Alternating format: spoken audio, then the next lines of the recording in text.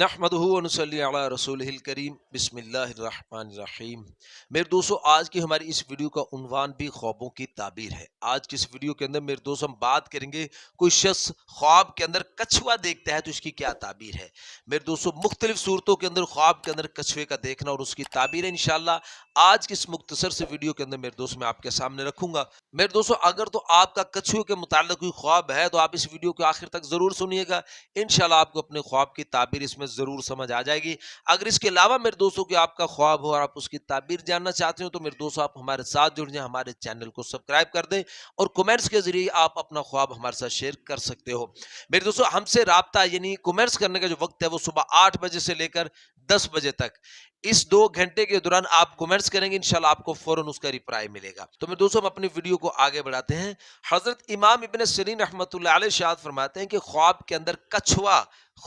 کچھوے کا دیکھنا یہ زاہد یعنی نیک عبادت گزار عالم پر اس کی دلیل ہے، جس کی صحبت سے لوگوں کو نفع حاصل ہوتا ہے۔ میرے دوستو، حضرت ارشاد فرماتے ہیں کہ کوئی شخص اگر خواب کے اندر دیکھتا ہے کہ اس کے پاس کچھوا ہے یا اس کے گھر کے اندر کچھوا ہے تو پھر اس کی تعبیر کے اندر حضرت امام ابن سیرین رحمۃ اللہ علیہ ارشاد فرماتا ہے کہ انشاءاللہ اس خواب دیکھنے والے کی قسمت کے اندر اللہ پاک کسی نیک، کسی زاہد آدمی کی، عبادت گزار آدمی کی اللہ پاک نے صحبت لکھ رکھی ہے، نیک آدمی کی صحبت میں یہ آدمی رہے گا انشاءاللہ۔ اور میں دوستوں پھر حضرت ارشاد فرماتے ہیں کہ کوئی شخص اگر خواب کے اندر دیکھے کہ اس نے کچھوے کا گوشت کھایا ہے،